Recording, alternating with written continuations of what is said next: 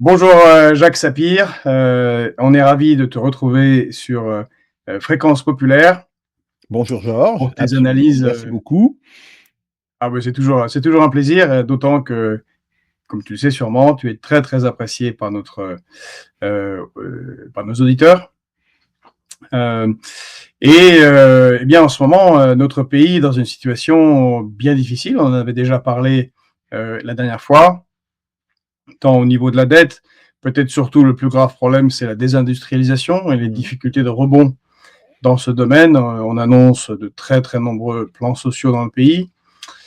La situation géopolitique, en particulier en Ukraine, et le, le, le retour de feu des sanctions contre la Russie qui continuent d'affaiblir les économies européennes et spécifiquement la France. Et puis un chaos politique créé par Macron, mais sûrement par 40 ans de gauche-droitisme de gouvernement, de construction d'une Union européenne néolibérale et d'un euro qui, comme tu l'as analysé de nombreuses fois, Jacques, nous a beaucoup nui. Alors la question qu'on voulait se poser aujourd'hui, c'est qu'est-ce qu'on pourrait faire, qu'est-ce qu'on devrait faire, quelles seraient les étapes à passer pour un gouvernement qui aurait les capacités d'agir et qui souhaiterait sortir la France de l'ornière et reconquérir sa souveraineté, une souveraineté économique. Alors, on te le demande d'autant plus que beaucoup te connaissent, mais tout le monde ne sait pas que non seulement tu es économiste, mais tu es aussi un très grand géopoliticien, on pourrait dire même stratège, tu es très très bon, fin connaisseur des questions militaires, d'histoire militaire et de stratégie, et tu joins tous ces éléments pour faire non seulement des analyses, mais des prédictions qui sont souvent avérées justes. D'ailleurs, j'ai hier feuilleté un peu quelques livres fortement annotés que tu as écrits. C'est assez saisissant la pertinence de la manière dont tu vois les possibles qui arrivent. Alors là, donc c'est un petit exercice différent. C'est Noël bientôt, c'est le Nouvel An, c'est les fêtes, et comme on a un auditoire qui défend la souveraineté de la France, eh ben faisons-nous un cadeau. Qu'est-ce Mmh. qu'on ferait pour s'en sortir? Alors, la première chose, c'est de réorganiser le fonctionnement du gouvernement. Ça peut sembler idiot, ça peut sembler ne pas être pertinent par rapport aux problèmes énormes qui se posent et qu'il faudra traiter, ça c'est une évidence. Mais je pense que le premier problème, c'est la réorganisation de notre modèle gouvernemental. Alors, le modèle gouvernemental, il a beaucoup évolué en fait, hein. Sous la Troisième République, par exemple, il n'y avait pas de Premier ministre et la personne qui exerçait la fonction de président du Conseil, c'est comme ça qu'on l'appelait à l'époque, heu, elle pouvait avoir un ministère. Par exemple, certains présidents du Conseil étaient, ministres de l'économie en même temps. Bon, sous la Quatrième République, on isole justement la personnalité du président du Conseil. Et en fait, la Cinquième République reprend ce système. Ce que l'on voit aujourd'hui, c'est vraiment une multiplication de la complexité de la gestion politique et administrative. Ça, c'est quelque chose de très important. Et ça se voit avec la multiplication du nombre de ministres, de secrétaires d'État, les ministres délégués, etc. Et je pense qu'il est temps maintenant de rationaliser un petit peu cela. Je ne pense pas qu'une réunion de 40 personnes soit un bon lieu de décision. Ça peut être un lieu où le Premier ministre, voire le président, présente quelques grandes options, mais ça ne peut pas être un lieu de décision opérationnelle. Et donc, je pense qu'il faudrait réorganiser la structure gouvernementale autour de 3 ou peut-être 4 grands blocs. Par exemple, un bloc de souveraineté dont dépendrait le ministre de la Défense et des Forces armées, le ministre de l'Intérieur, le ministre de la Justice et si on veut, on peut créer un ministère des catastrophes naturelles ou pas, ou considérer que ça fait partie du portefeuille du ministre de l'Intérieur. Bien. Et au sein de ce bloc, on désigne un ministre, alors ça peut être l'Intérieur, ça peut être le ministre de la Défense, bon, qui est, d'une certaine manière, le patron du bloc de sécurité. Même chose sur l'économie. Un ministre de l'économie et des finances, un ministre du budget, un ministre du commerce extérieur, oui, c'est quelque chose effectivement d'extrêmement important, peut-être un ministre du commerce, tout simplement pour les fonctions de surveillance. Bien, là aussi, on désigne un ministre qui est le patron du bloc. Et si on est sur 3 blocs, un bloc social, avec l'éducation nationale, la recherche, le supérieur, les affaires sociales, la santé, etc. Bon, peut-être peut-on diviser ce bloc en deux, en un bloc qui serait plus justement les affaires sociales au sens strict du terme, et un bloc enseignement et culture. Ça, c'est une autre affaire, mais un petit peu c'est cette idée.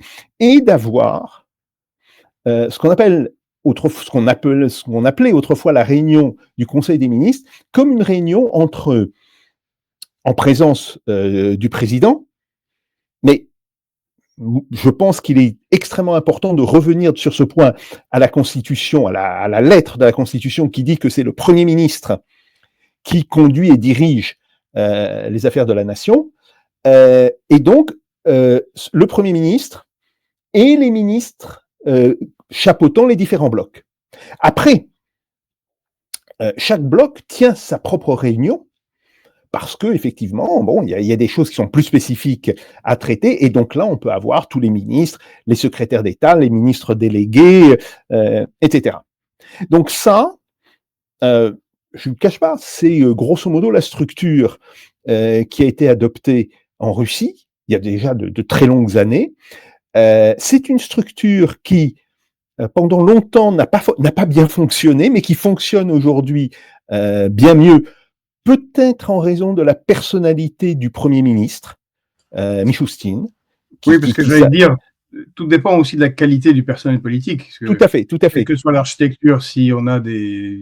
C'est vrai, mais les questions d'architecture, les questions d'organisation sont quand même extrêmement importantes. Donc ça, c'est une première idée, et connexe à ça, l'idée de rattacher au Premier ministre l'équivalent d'un commissariat à la planification, alors qu'on l'appelle commissariat général, bon, c'est pas un problème, hein, bon, qui ne soit pas ce qu'est le commissariat général actuellement, hein, qui est un pur organisme de prévision, et de ce point de vue-là, qui fait doublon en fait avec France Stratégie, n'a pas de raison d'être. Hein. Bon, sa seule raison était de donner une place, une affectation à Bayrou avant qu'il ne soit Premier ministre. Bien. Par ailleurs, ce comité fait des études qui sont extrêmement intéressantes, mais on ne voit pas la différence qu'il y a entre lui et France Stratégie. Et donc, reconstituer... D'ailleurs, je me permets de te couper, mais d'une manière générale, on a énormément de doublons, tout à fait, de quadruplés à tous les niveaux. C'est assez sidérant. Paralyse complètement l'action publique.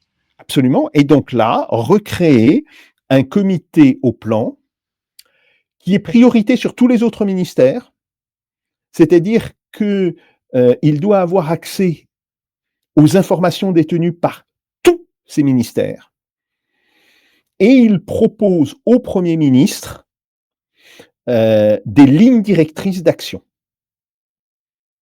Et après, évidemment, il y a la discussion en Conseil des ministres, etc. Bon, donc ça, c'est à mon avis, c'est une réforme qu'il serait nécessaire de faire, justement pour rationaliser l'action et pour éviter d'avoir à passer par ce qu'on appelle des comités ad hoc. Bon, par exemple, la catastrophe dramatique de Mayotte. Bon, on voit bien, il y a eu besoin, de réunir certains ministres. Ça ne pouvait pas être le ministre de l'Intérieur, ça ne pouvait même pas être le ministre de la Défense qui s'en charge, même si les moyens de la Défense sont mis à contribution dans le traitement de cette catastrophe. Bon, mais on voit bien que ça ne peut pas passer par les structures actuelles du gouvernement et qu'il y a un véritable problème. Donc ça, c'est quelque chose qui me semblerait important de discuter et de mettre en place. Après, C'est évidemment... pour ça que tu parlais d'un ministère éventuellement des catastrophes, Oui, tout à fait. générales. C'est le MCS, il me semble, c'est quelque chose. Oui, tout à fait. Alors, ça existe en Russie, là encore. Ça existait, même si c'était... D'ailleurs, ça a beaucoup fluctué entre les années où ça a été sous la direction du Premier ministre, sous la direction du ministre de l'Intérieur, ce qu'on appelait le système Orsec, les plans Orsec. Tu vois, organisation de sécurité. On déclenchait, quand il y avait une catastrophe naturelle, on déclenchait le plan Orsec. Bon, et ça me semble très souvent être absolument une nécessité. Donc voilà, la première chose à faire, c'est peut-être pas très excitant, je dirais intellectuellement, mais c'est effectivement une rationalisation du gouvernement compte tenu de la montée en complexité de l'action gouvernementale. Ça ne demande pas de réforme constitutionnelle, c'est juste... Non, ça ne demande pas de réforme. Tout à fait, c'est de l'organisationnel. Après, oui, il peut y avoir des décrets qui sont pris, qui organisent cela. Peut-être même une loi, je ne sais pas, mais là, on est vraiment au niveau zéro. Et pourtant, ce sont des choses qui sont extrêmement importantes. Donc ça, c'est... Après... D'ailleurs, pour aller dans ton sens, tout le monde a été écharmé et ravi d'entendre la vice-première ministre de Suède, Ebba Busch, Ebba Busch, qui est un nom amusant, qui est vice-première ministre et en même temps ministre de l'énergie et de l'industrie, et qui est arrivée à Bruxelles avec une capacité de frappe et de négociation, et c'est elle qui dirige ce groupe industrie-énergie, et qui est parfaitement cohérent, visiblement en Suède, en tout cas beaucoup plus que chez nous. Alors, tout à fait. Alors, bon, la Suède est aussi un pays plus petit que la France, il faut le rappeler. La population suédoise, dans son ensemble, c'est moins que la population de l'agglomération parisienne au sens large. Il faut le rappeler aussi. Mais c'est aussi un pays très grand, dont on n'a pas l'habitude. On s'imagine pas ce que c'est. Mais si on faisait pivoter la Suède autour de la ville de Stockholm et qu'on l'orientait vers le sud, elle descendrait jusqu'à Naples. Donc voilà, c'est comme il y a des problèmes de gestion du territoire qui sont assez considérables. Bon, donc ça, c'est pour l'organisation. Après, les priorités, évidemment, si on veut retrouver notre souveraineté économique, on va être à l'interface entre de l'économique et de la politique étrangère. La politique étrangère, normalement, ça fait partie du bloc souveraineté. Et donc là, il faut pouvoir s'appuyer sur une base de légitimité qui soit extrêmement solide. Alors, ça peut être une élection. Admettons qu'un parti souverainiste, ok, soyons fous, on imagine qu'il y a un grand parti souverainiste, qu'il ait la majorité aux élections, il peut dire, et à nos partenaires internationaux en particulier, nous avons été élus sur un programme, nous avons la majorité au Parlement, nous appliquons ce programme. Comme il peut y avoir un président ou un premier ministre souverainiste dans une coalition, et à ce moment-là, il faudra établir cette base de légitimité au travers d'un référendum.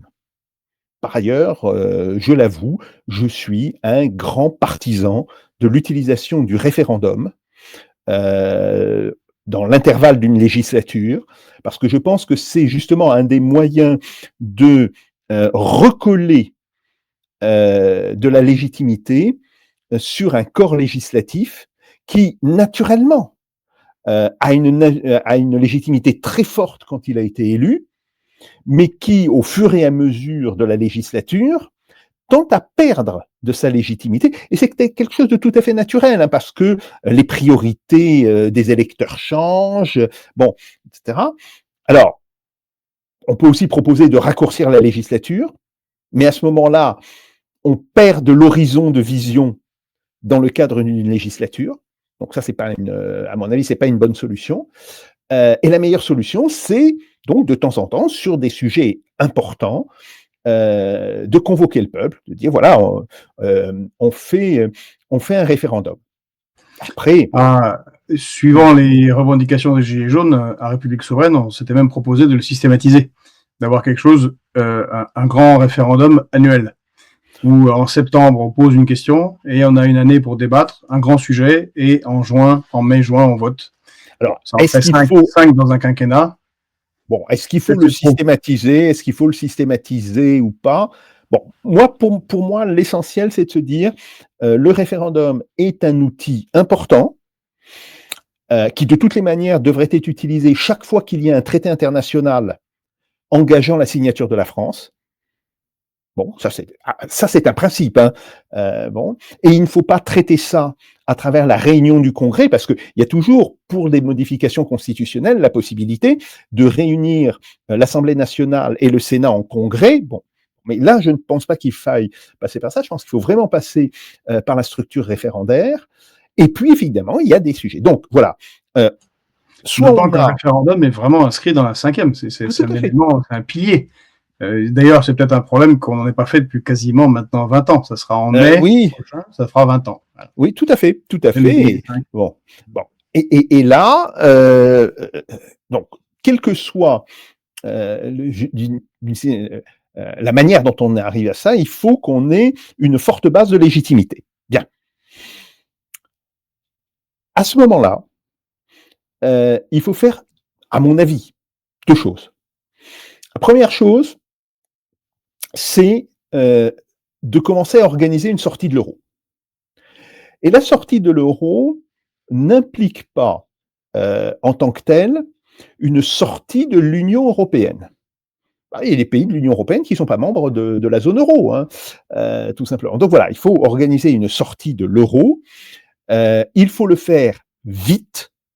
Autrement dit, admettons qu'on passe par un référendum.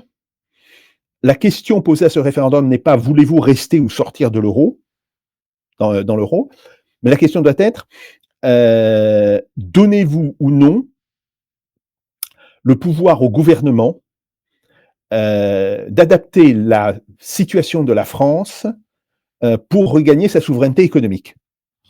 Voilà. Bon. Il faut à ce moment-là organiser ça relativement vite.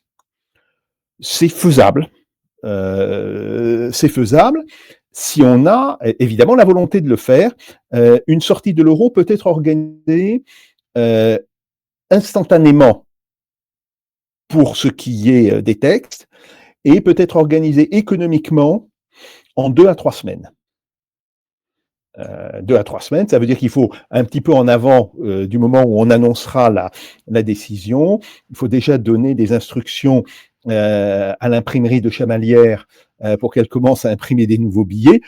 En attendant, on peut utiliser les anciens billets, mais avec une marque dessus, un poinçon, tout bêtement. Donc, vous apportez vos billets à la Banque de France, enfin, aux agences de la Banque de France ou à des agences bancaires auxquelles on a remis un poinçon et ils poinçonnent vos billets.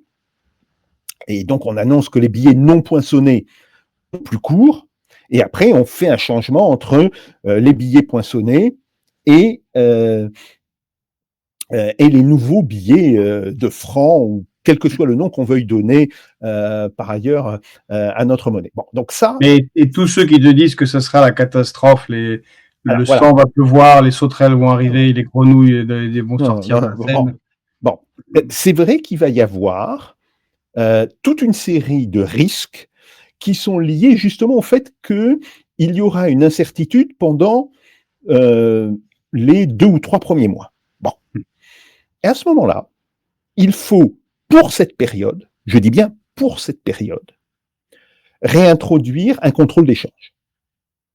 et de dire, donc voilà, vous n'avez plus le droit de changer votre monnaie en une monnaie étrangère sans motif. Si vous avez un motif, par exemple, aller dans un autre pays pour du tourisme ou pour votre travail, hein, bien, très bien. Et donc là, vous aurez une limite de change. Ça a déjà existé, hein. Je le signale, ça a déjà existé après 1969. On avait les carnets de change, bon, etc. Mais certains disent qu'avec l'existence des bitcoins divers et variés, c'est quasiment impossible ce contrôle d'échange car on peut changer en bitcoin. Alors oui, on peut changer en bitcoin. Encore faut-il avoir une plateforme. Et une autre mesure sera de suspendre le fonctionnement de ces plateformes, là encore pour une période limitée. Je ne dis pas qu'on va basculer pour des années dans ce système, mais pour une période limitée, il faudra le faire, de manière à garantir ça. Et par ailleurs, je signale que ça permettra de révéler l'argent sale qui est aujourd'hui caché.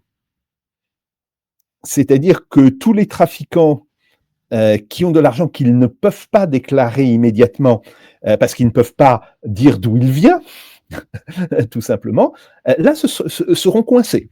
Donc, même une possibilité de lutte anticorruption. Voilà, donc ça peut avoir ça. Donc ça, c'est, je dirais, sur la dimension technique. Sur la dimension économique, alors évidemment, nous aurons des protestations importantes de la part de l'Union européenne, de la part de la BCE, qui, dès qu'on annoncera ça, dira « bon, ben, nous n'alimentons plus les banques françaises en euros, donc il faut savoir qu'il faudra symétriquement à ces mesures de contrôle d'échange et un petit peu de fermeture momentanée de l'espace financier et monétaire français, il faudra reprendre le contrôle sur la Banque de France. » Alors, en attendant le vote modifiant le statut de la Banque de France, parce que par ailleurs, alors c'était quelque chose qui peut se discuter, c'est une analyse personnelle, mais je ne suis pas pour l'indépendance des banques centrales, globalement, mais de toutes les manières, pour une période de 6 mois à 1 an, il faudra que la Banque de France soit directement administrée par le gouvernement. Donc voilà, on a ces mesures, on a des mesures de clôture du système monétaire et financier pendant 2-3 mois, et on a une prise de contrôle par le gouvernement de la Banque centrale, ce qui fait que la Banque centrale va émettre des francs pour stabiliser les banques, parce qu'on a aussi ce problème.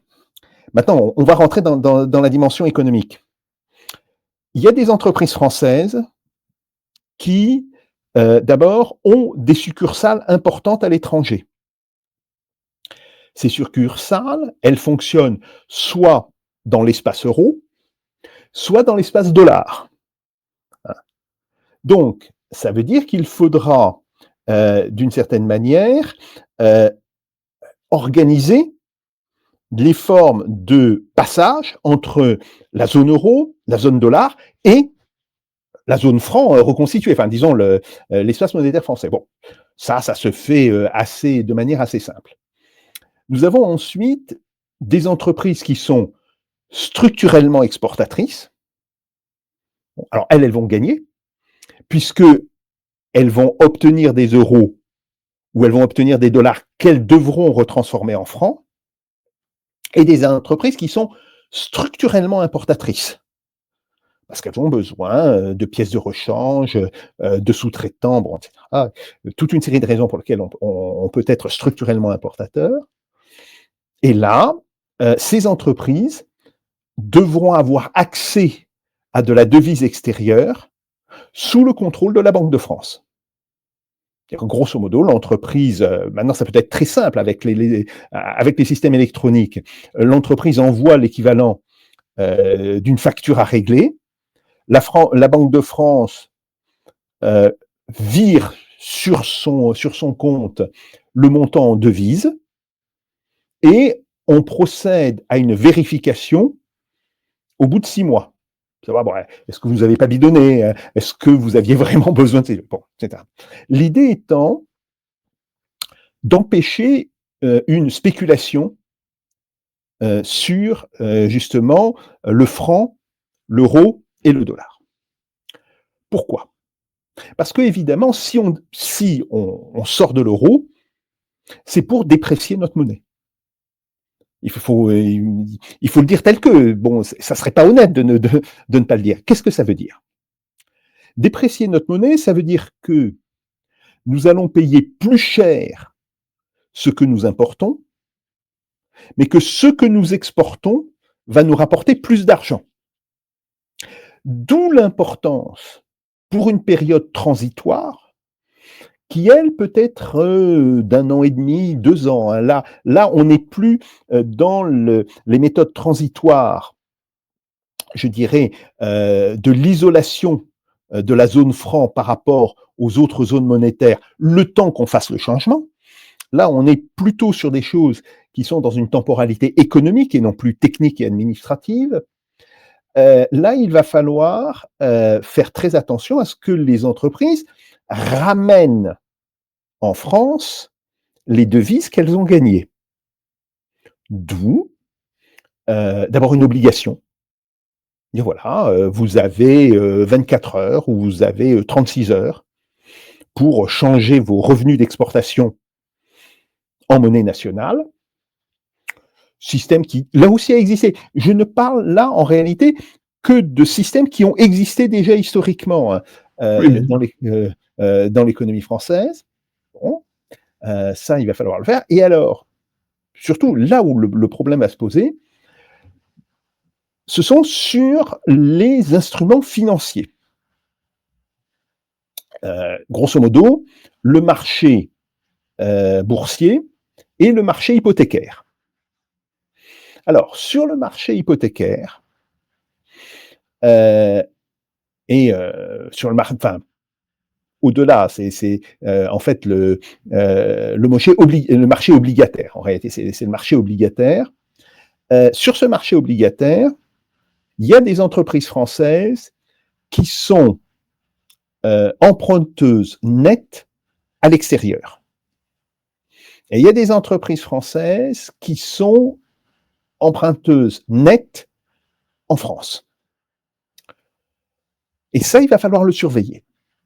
Il va falloir le surveiller parce que ça peut demander des aides temporaires, précises, vraiment ciblées pour certaines entreprises. Si on veut éviter qu'il y ait des chocs se produisant un petit peu partout, bon, etc. Donc ça, il va falloir effectivement le surveiller. Mais ça encore, normalement, la Banque de France le sait. La Banque de France tient un registre des différents mouvements obligataires et regarde. Et puis on en vient évidemment à la question de la dette publique. Alors la dette publique, je rappelle, aujourd'hui, il y a grosso modo 55% de la dette publique qui est détenue par des non-résidents, entre 55 et 60, et le reste, entre 40 et 45%, qui est détenu par des résidents. Bon. Ce qui est détenu par des résidents ne pose pas de problème. Là où on peut avoir un problème, c'est la partie de la dette qui est détenue par des non-résidents.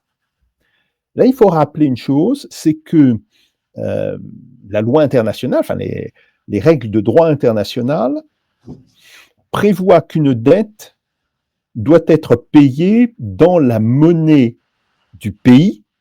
Je parle de la dette publique, évidemment. Doit être payée dans la monnaie du pays, quelle qu'elle soit. Le nom de cette monnaie n'est jamais spécifié. Alors, les créditeurs... Une dette contractée en euros peut être payée en francs. Absolument. Elle peut être payée en francs et à la valeur que le gouvernement décide. On va dire, c'est l'équivalent d'un défaut. Oui, ça peut en agacer quelques-uns. Voilà. Maintenant, qu'est-ce qui se passe quand l'euro perd 10% de sa valeur par rapport au dollar? C'est exactement la même chose. En réalité, c'est exactement la même chose. Je rappelle que nous avons eu un euro qui était pratiquement, au départ, qui était pratiquement à 1 dollar, Oui. et puis on est à un moment donné tombé à 1,20 € pour 1 dollar. Donc ça veut dire qu'on s'est déprécié, que la zone euro en tant que telle s'est dépréciée d'environ 20%. A-t-on entendu des cris de protestation des créditeurs de la zone dollar sur la question de la dette française? Non. Ils acceptent ça comme étant une des règles du jeu. Et en réalité, on leur dit, voilà, ce qui se passe actuellement, c'est très exactement la même situation. Si vous ne voulez pas le considérer comme tel, c'est que vous avez des intentions hostiles à l'égard de la France. Et ça, nous en tiendrons compte. Donc, il y a ça. Alors, on va dire, les créditeurs étrangers peuvent, pendant quelques mois, se décider à ne plus acheter les obligations du Trésor, les OAT. C'est possible. C'est tout à fait possible. Et je dirais tout simplement, si je me mets maintenant dans la peau d'un fonds d'investissement américain, bon, etc., c'est-à-dire, bon, la France a décidé de sortir de l'euro, ça peut être compliqué, on ne sait pas ce qui va se passer, ça peut être compliqué, donc attendons quelques mois avant de reprendre nos achats de dette française. Et c'est justement pour cela qu'il faut que la Banque de France soit à nouveau sous le contrôle du gouvernement, parce que ça sera à la Banque de France, de fait, de racheter une partie de la dette émise à ce moment-là. Et quand les gens verront que la situation est redevenue en fait normale, les achats reprendront. Alors je signale qu'on peut intervenir d'une autre manière. Là encore, c'est des souvenirs des années 70. Ça consiste à fixer pour les banques opérant en France, pas que les banques françaises, les banques opérant en France, un plancher minimum d'effets publics. Je traduis. C'est-à-dire le fait que ces banques sont obligées, de par la loi, à détenir une partie de leurs actifs en titres publics français, que ce soit des obligations, donc, des bons du Trésor, bon, mais quand cette mesure existait, parce qu'elle a existé, là encore, je me rappelle, j'ai même fait une dissertation là-dessus quand j'étais à Sciences Po, il y avait d'autres types d'effets publics. Il y avait en particulier il y avait des effets qui étaient liés à l'agriculture, hein. Les effets de l'Office national interprofessionnel des céréales, les effets, donc les obligations de l'Office national interprofessionnel de la viande bovine. Bon, bien. Donc, c'est cette idée. Les banques doivent détenir un niveau minimal de titres publics. Alors, pour les banques françaises, c'est une loi très simple. Pour les banques étrangères opérant en France, il faut prendre une loi disant il faut lier en fait ce plancher, enfin le montant que ces banques devront acheter au montant des opérations qu'elles font en France. Consiste à dire, voilà, votre banque, bon, qui peut être une banque allemande, une banque belge, une banque italienne, etc., vous faites des crédits à hauteur de X milliards de francs ou X milliards d'euros. Donc, on va fixer une règle comme quoi une fraction de 15% ou de 20% de vos crédits, vous devrez l'acheter en bons du Trésor ou en effet public. Alors évidemment, ça ne portera pas sur la totalité de leur capital, puisque ces banques font aussi des opérations financières sur d'autres pays. Ça c'est une évidence, mais au moins qu'il y ait une proportionnalité entre le niveau des opérations qu'elles font en France et le montant qu'elles doivent détenir en effet public. En combinant ça avec une intervention de la Banque de France, je pense qu'on est absolument paré pour la gestion de la dette publique. Et c'est une chose qu'il faut rappeler, car les gens s'inquiètent quand on parle de dette, quand il y a des propositions qui sont faites comme la tienne. Il ne faut pas oublier que la France est très intéressante. Quoi qu'il se passe, et quels que soient les événements politiques, c'est quand même un grand pays, il y a une puissance agricole, c'est un pays nucléaire, c'est un pays spatial, il y a une surface maritime, enfin bref, des savoir-faire. La France est très intéressante. Tout à fait. Alors, ceci étant, il ne faut pas non plus sous-estimer, je dirais, la peur de l'inconnu qui existera pendant quelques semaines. Bon. Et donc, c'est pour ça qu'il faut mettre en place ces deux éléments du système. Alors, peut-être. C'est Aubiard qui disait que les financiers ne sont caractérisés que par une chose, la pétoche. Oui, très souvent. Très souvent, effectivement, on le voit par exemple sur la bourse. Sur la bourse, il y a des mouvements qui ne s'expliquent absolument pas par le potentiel réel de l'entreprise, mais qui s'expliquent. Alors, parfois, ce sont des simples rumeurs. Parfois, c'est un peu plus que des rumeurs, c'est des informations réelles, et qui font qu'à un moment donné, les investisseurs arrêtent d'acheter un certain type de titres, mais dès qu'ils sont rassurés sur la situation, ils reprennent en règle générale leurs achats. Donc voilà, il faut tenir compte de ça, et ce qui veut dire qu'il faut donc prendre des mesures administratives qui vont rendre possible une transformation rapide de l'euro en franc, quel que soit le nom qu'on donne à notre monnaie. Il faut des mesures économiques transitoires, le temps justement que les gens s'habituent à ce nouvel état des choses, et il faut des mesures à un petit peu plus long terme, et dans ces mesures de un petit peu plus long terme, il faut justement que, au travers, je dirais, du réglage de la quantité de dette qui est détenue par des organismes, soit comme la Banque de France, soit comme les grandes banques françaises, on puisse justement gérer les mouvements du marché obligataire français pendant 1 an et demi, 2 ans. Bon. Ceci, oui. Il y avait une question technique qui sera posée, donc je te la pose. Si on revient au franc et que la monnaie est dépréciée, comme tu l'as clairement expliqué, on gagnera plus d'argent par les exportations, mais ce qu'on achètera coûtera plus cher. Or, on achète beaucoup à l'extérieur, on a déjà une balance commerciale qui est pas bonne du tout, qui tous les ans frise les 100 milliards, si c'est pas plus. Est-ce qu'elle va s'amplifier ou se réduire de ce fait?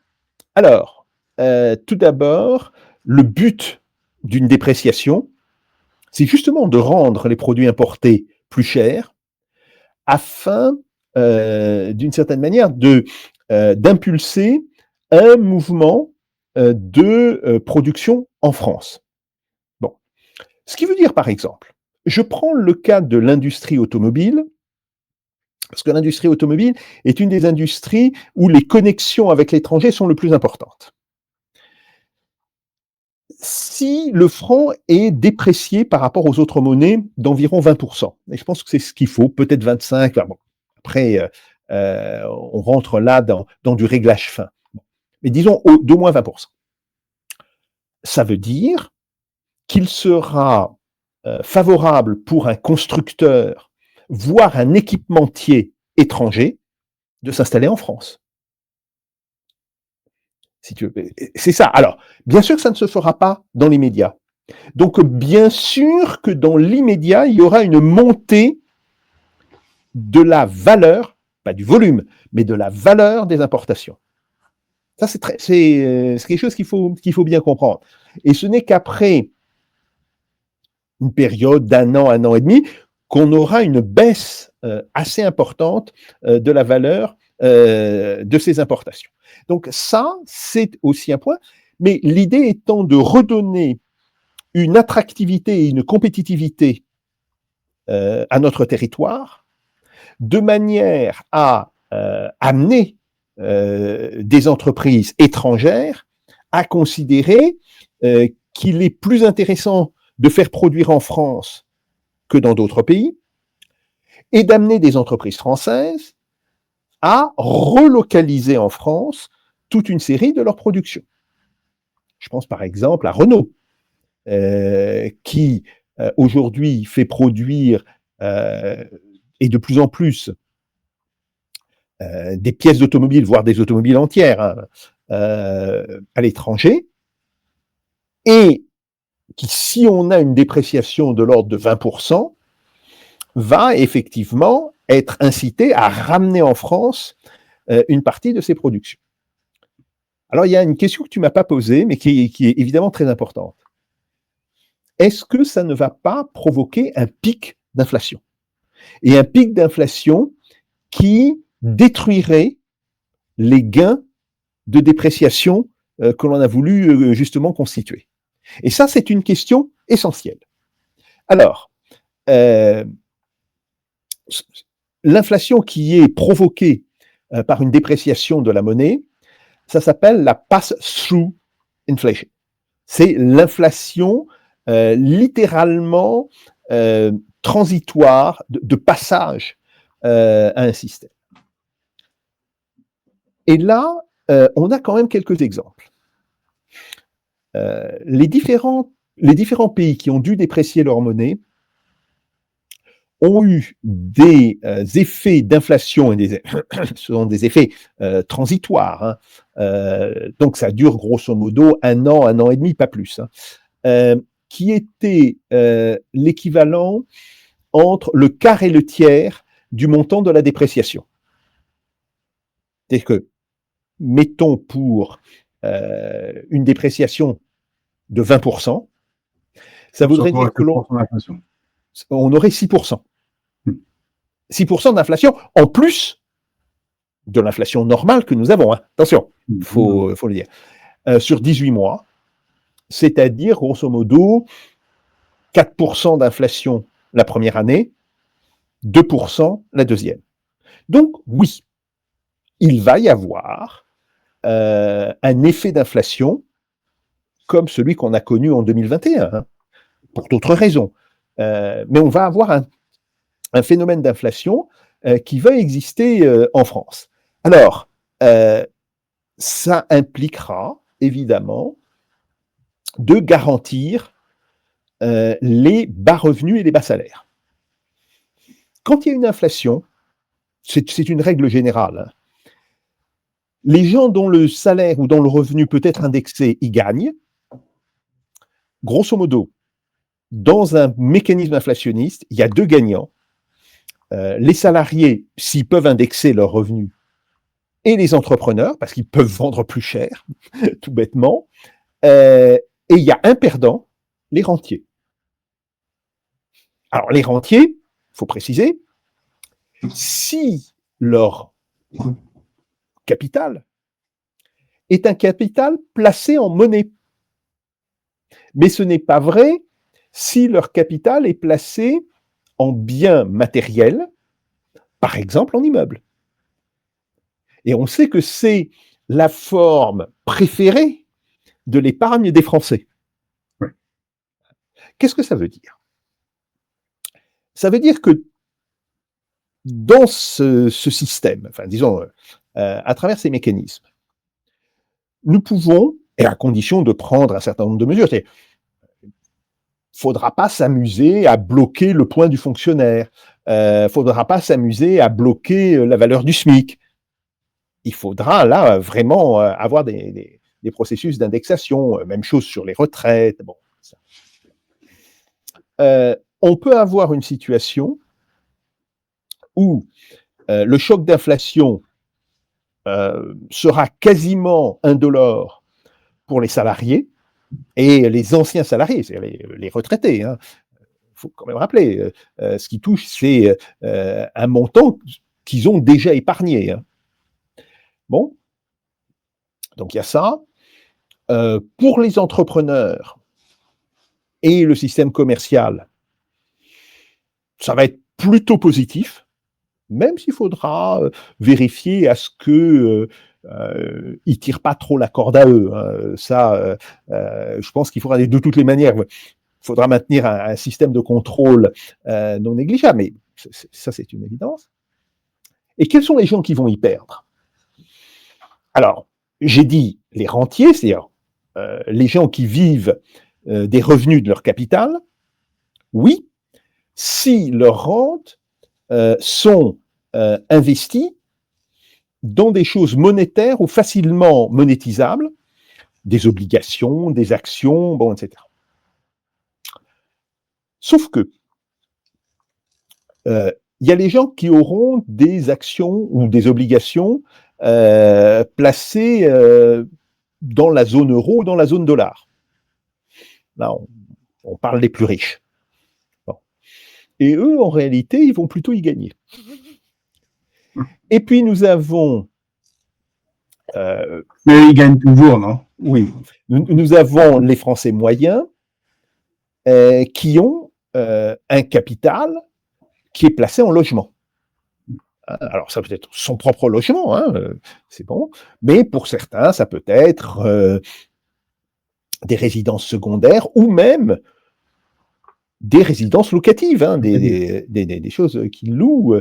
Par exemple, très souvent, pour les commerçants, l'une des manières de garantir leur retraite, c'est d'acheter, pendant qu'on est en activité, des logements, de les louer et de compenser la très faible retraite qu'ont les commerçants, justement par des revenus de type locatif. Bien.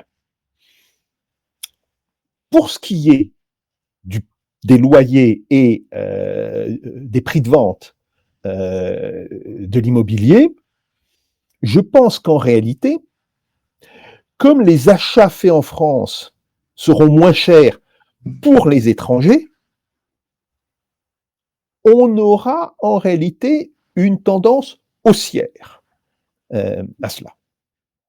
Par exemple, je prends le cas de riches Italiens qui veulent s'acheter des résidences secondaires à Paris. On peut dire, c'est quoi cette histoire? Ça concerne à peu près 7 à 8 000 appartements parisiens. J'ai un petit peu surveillé cette question.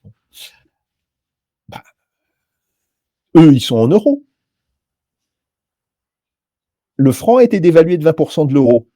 Donc, ça veut dire que le coût d'un achat potentiel est diminué de 20%. Donc, on voit qu'en réalité, cette question du pic d'inflation est tout à fait gérable, avec évidemment une condition, c'est qu'il faut surveiller, et il faut surtout surveiller que le système commercial n'en profite pas pour tenter de se faire, vulgairement parlant, des couilles en or. Ça peut être, disons, c'est une suspicion légitime que l'on peut avoir sur le système commercial français. Donc ça, c'était, tu disais, deux grandes mesures. Il y a la sortie de l'euro. Bon, et alors, l'autre grande mesure, c'est une renégociation de notre situation dans le cadre de l'Union européenne. De ce point de vue-là, il y a 3 hypothèses. Première hypothèse, nous arrivons à imposer à l'Union européenne un changement global de ses règles. J'y crois pas beaucoup. Je dois même dire que j'y crois quasiment pas. C'est le fantasme de certains à gauche qui veulent changer l'Europe de voilà, parce que voilà, il faut que les 27 pays soient d'accord. Bon, mais une deuxième hypothèse, plus crédible, c'est l'obtention de conditions particulières pour la France. comme il existait des conditions particulières pour la Grande-Bretagne, quand elle était membre de l'Union européenne. Comme il a existé des conditions particulières pour le Danemark. Alors, qu'est-ce qui sera à négocier? Pas à négocier, on présentera une liste, on leur dira, voilà ce que nous voulons. Un changement complet des règles de l'énergie, et si ce n'est pas possible, le fait que la France ne soit pas liée aux règles de l'énergie. Un changement par rapport aux accords internationaux. Nous redemandons la règle de l'unanimité, ou en tous les cas, la possibilité pour la France de considérer qu'elle n'est pas engagée par un accord international qu'elle n'aurait pas signé elle-même. On est bien d'accord que là, c'est la voie radicalement opposée à tout ce qui se fait actuellement dans l'Union européenne et de ceux qui sont européistes en France. Tout à fait, tout à fait. Fédéralisation et abdication. Voilà, donc ça c'est des questions extrêmement nettes. Troisième principe, la France se reconnaît le droit d'adapter ou de ne pas adapter des réglementations européennes. Autrement dit, de choisir au sein des règlements européens celles qui nous semblent être des réglementations qui vont dans le bon sens. Et il y a certaines réglementations, par exemple, sur la question de l'environnement, de la protection de l'environnement, etc., qui sont des réglementations que de toutes les manières nous devrions prendre, nous, en réalité. Donc il n'y a pas de raison qu'on les refuse parce qu'elles sont européennes. Quand une réglementation nous semble bonne, qu'elle soit européenne ou qu'elle soit votée en France, qu'est-ce que ça change? Bon, de toutes les manières, il faudrait prendre ce dialogue. Mais il y en a d'autres qui sont beaucoup plus discutables. Et donc, c'est là où nous pouvons dire non, celle-là, nous ne l'appliquerons pas, bon, etc. Alors, soit on obtient. Cela ressemble furieusement à l'Europe voulue par le général de Gaulle avec le traité de l'Élysée. C'est en fait la vieille histoire de la chaise vide, la politique qui avait été menée au début des années 60. Bon. Donc, soit on est capable, ou soit on obtient ça.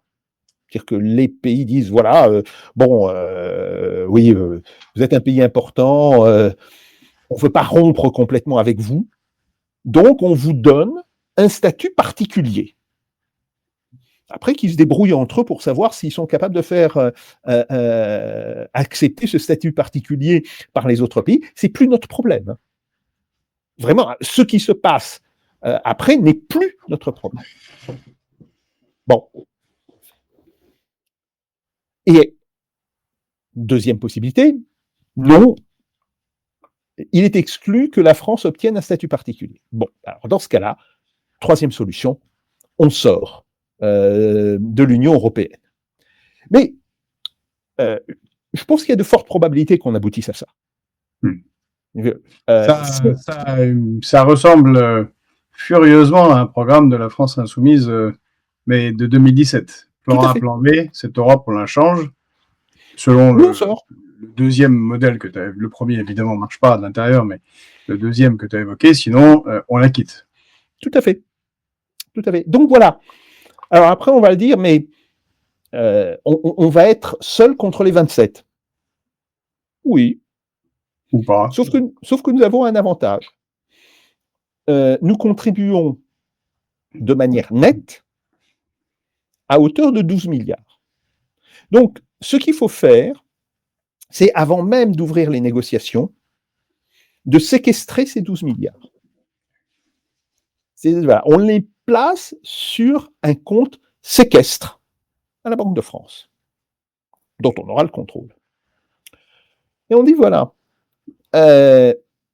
soit vous négociez avec nous, soit vous n'aurez pas ces 12 milliards. En sachant que, en fait, nous payons bien plus à l'Union européenne. Mais comme nous recevons aussi de l'Union européenne, il n'y a que ces 12 milliards qui soient des 12 milliards nets. Donc, on continue à vous donner de l'argent, hors ces 12 milliards, si vous continuez à nous verser de l'argent. Si vous interrompez ces versements, nous interrompons tous les versements à l'Union européenne pour financer ce qui est payé par l'Union européenne par un financement français. Donc c'est une menace. C'est une menace qui doit être très très très clairement exprimée dès le départ. Et après on voit. Et après on voit. Il n'est pas certain, et c'est ce qu'on avait vu à l'époque où on organisait les plans B dans l'Union européenne, il y a des pays qui seraient parfaitement intéressés par cette évolution. Et qui attendent même, moi je dirais, c'est mon sentiment, qui attendraient qu'un pays puissant justement comme la France prenne la charge du changement de l'Union européenne justement, en menaçant de sortir et en faisant tous ces efforts. C'est même pas certain qu'on soit tellement isolé en fait. Tout à fait, mais mettons les choses au pire. Alors, je suis tout à fait d'accord. On trouvera probablement un écho favorable à nos propositions dans certains pays. Bien. Et même un pays comme l'Italie peut à un moment donné se dire, oui, nous aussi on demande un statut particulier. Oui. Parce qu'on a des problèmes particuliers. Bon, donc c'est tout à fait possible. Mais je préfère mettre les choses au pire. Admettons que nous soyons un contre les 26 autres, bien, mais nous avons quand même d'énormes capacités à bloquer le système et à imposer nos vues. Il y a un autre aspect sur lequel je voudrais revenir, c'est que, admettons que que Madame von der Leyen ou que ses successeurs décident de nous faire des misères.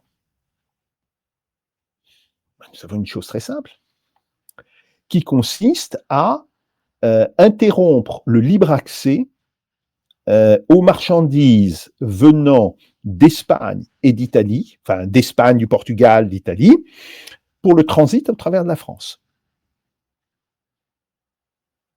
Alors, si on imagine, alors il faut savoir que ça, c'est quelque chose qu'il faut voir d'un point de vue géographique. Nous sommes au cœur, en réalité, des axes de transport. Les axes de transport traversent la France, que ce soit ceux venant d'Espagne, d'Italie, que ce soit d'Espagne, du Portugal, que ce soit ceux venant d'Italie, bon, etc. Ou les axes inverses, c'est-à-dire les marchandises venant des Pays-Bas, venant d'Allemagne, et qui vont justement vers l'Espagne et l'Italie, vers le Portugal, traversent la France.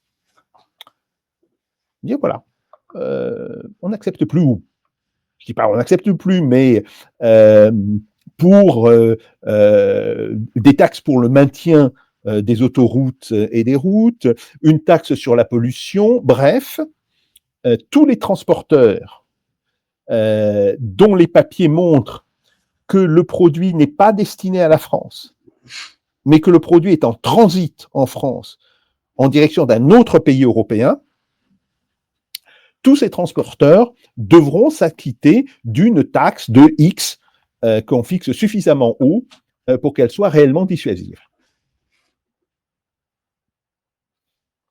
Je pense que cette simple menace n'aura pas besoin d'être mise à exécution. Bien sûr. Elle est déjà, en tant que telle, quand on imagine l'ampleur des flux, quand on imagine les surcoûts pour contourner la France, parfois, ça veut dire qu'il faut passer par bateau. Un exportateur allemand vers l'Espagne ou le Portugal, il n'a plus d'autre solution à ce moment-là que de passer par bateau. Donc avec des ruptures de charge, etc. Le coût devient réellement rédhibitoire. Donc ça, si on met cette menace sur la table, c'est l'équivalent d'un pistolet pointé sur le cœur de l'Europe. Il faut en avoir conscience. Et donc, je pense que nous avons en réalité pas mal d'atouts en main. Le problème, c'est aura-t-on la volonté de s'en servir ? La volonté politique, ah oui. Tout à fait. Ça. Politique, bien sûr. Et le support populaire, parce que comme tu le disais, il faut une majorité. Et donc, d'où l'importance d'avoir justement cette base de légitimité forte du côté d'un gouvernement qui prendrait ce type de décision. Sans légitimité, cela ne pourra pas se faire. Ça, il faut en être absolument conscient.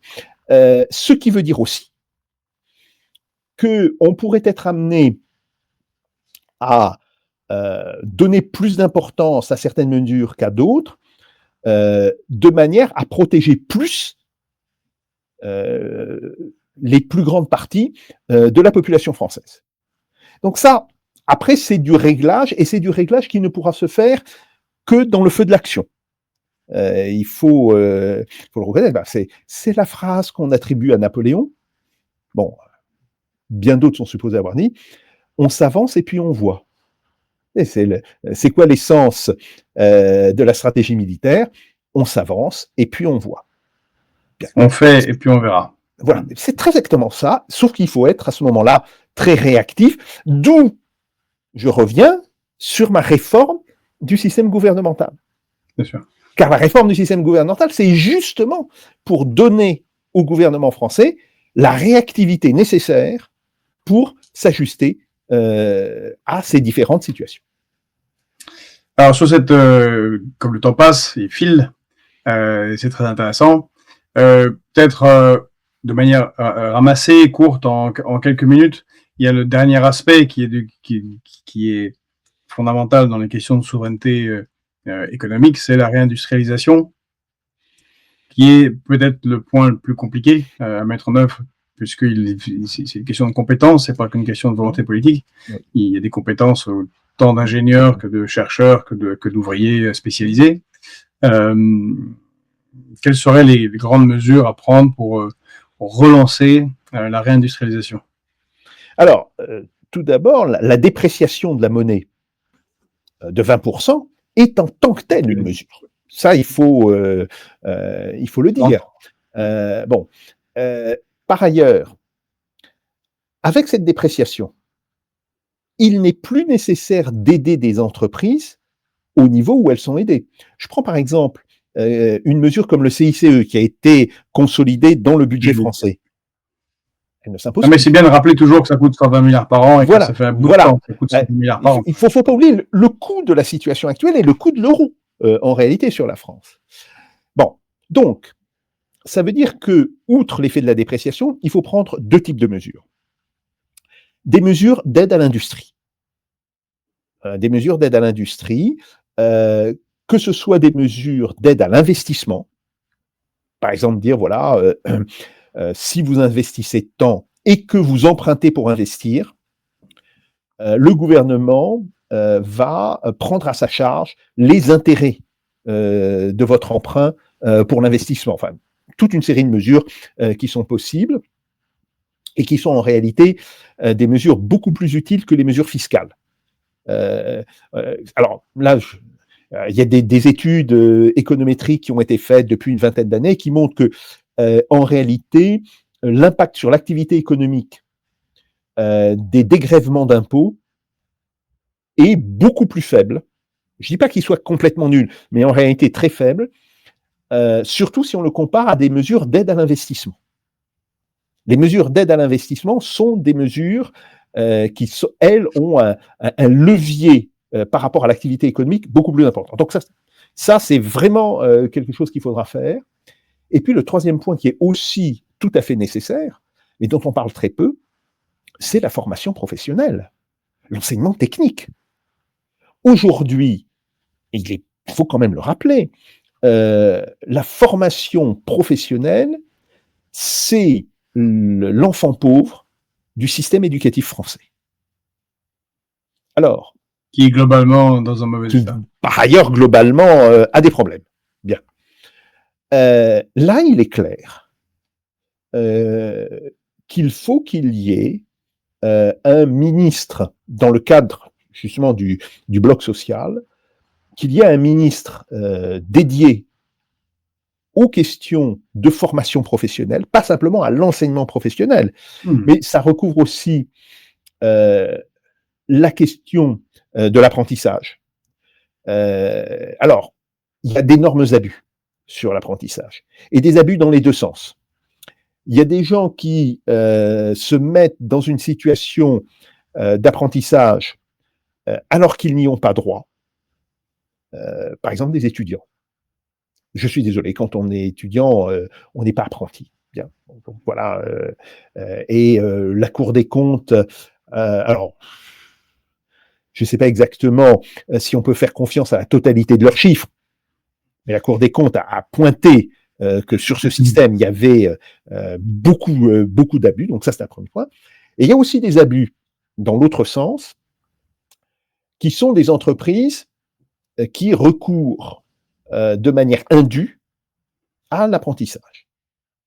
Donc il va falloir reprendre ça, il va falloir refaire une loi sur la question de l'apprentissage, en définissant un périmètre, je dirais, beaucoup plus ajusté à ce dont on a besoin. C'est-à-dire qu'effectivement, essentiellement, c'est le transfert de compétences de personnes qui sont au bord de la retraite sur des jeunes qui rentrent dans le marché du travail et qui rentrent dans l'entreprise. Ça, il faut une loi qui pousse les entreprises à institutionnaliser ce système. Autrement dit, qui consiste à dire, voilà, vous arrivez autour de 60 ans, 58, 59 ans, vos 35 heures, ou 36, ou 37, bon, ça dépend évidemment des entreprises, vos 35 heures, vous n'en ferez plus que la moitié en travail réel, et l'autre moitié, vous le ferez en tutorat d'un jeune qu'on vient de recruter, de manière à lui transmettre vos compétences. C'est un petit peu ça, l'idée. Ce qui rendrait, par ailleurs, la question de l'âge de la retraite nettement moins critique. Bien sûr. Et ce que l'on peut espérer de la combinaison de ce système, enfin disons d'une refonte complète du système de la formation professionnelle et des aides à l'investissement, c'est que la productivité du travail en France se remette à augmenter rapidement. Et ça, c'est un point absolument décisif pour le financement des budgets sociaux et en particulier pour le financement des caisses de retraite.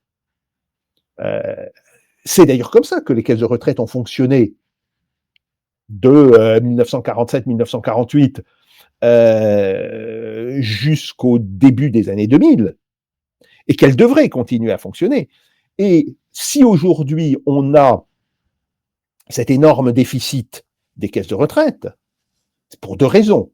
La première raison, c'est que l'État, le gouvernement, a décidé des suppressions de cotisations patronales de manière beaucoup trop élevée. Et c'est pour ça qu'il est obligé de, je dirais, de venir les remplacer. Bon. Et puis la deuxième raison, qui est très importante, c'est qu'aujourd'hui, les gains de productivité, alors actuellement ils sont quasiment nuls, mais déjà ils étaient en train de freiner de manière considérable. Fin des années 2010, en 2018-2019, on voyait déjà s'amorcer ça. Alors ça a été évidemment très fortement accru par les suites de la crise Covid, hein, mais on voit en 2021-2022, la productivité, elle est quasiment nulle pour la France. Au contraire d'autres pays qui ont connu la baisse de la crise Covid, comme tout le monde l'a connu, mais qui sont repartis à la hausse. Donc oui, là, il est important de mettre en place ces mesures d'aide à l'investissement et des mesures justement de formation professionnelle. Et puis, bon, il y a une dernière mesure, mais qui me semble évidente. Il va falloir reprendre l'ensemble des réglementations existantes. Alors, on parle souvent d'un cauchemar administratif. C'est pas faux. C'est pas faux. Pourquoi? Parce qu'en France, c'est un peu la situation qu'on avait sous l'Empire byzantin. On ajoute une réglementation, mais sans se poser le problème si elle n'est pas contradictoire ou si elle n'est pas redondante, en réalité, à des réglementations antérieures. Bon. À un moment donné, il faut remettre tout à plat et dire oui. Alors d'abord, il y a un principe. Oui, il faut de la réglementation. Parce que la réglementation, c'est la seule manière de s'assurer qu'on n'ait pas des situations où certaines personnes vont pouvoir extraire le profit réalisé par d'autres. Donc voilà, ça c'est un point extrêmement important. Donc oui, il faut de la réglementation, mais il faut qu'elle soit logique. Il faut qu'elle respecte une série de règles assez classiques en matière administrative, pas de double imposition, etc. Donc voilà, il va falloir effectivement s'attaquer à ça, sauf que s'attaquer à ça, admettons qu'on crée un comité interministériel de simplification, il y en a des années à travailler sur ça. Donc oui, il faut le faire, mais en attendre des résultats dans l'immédiat, ça c'est complètement utopique.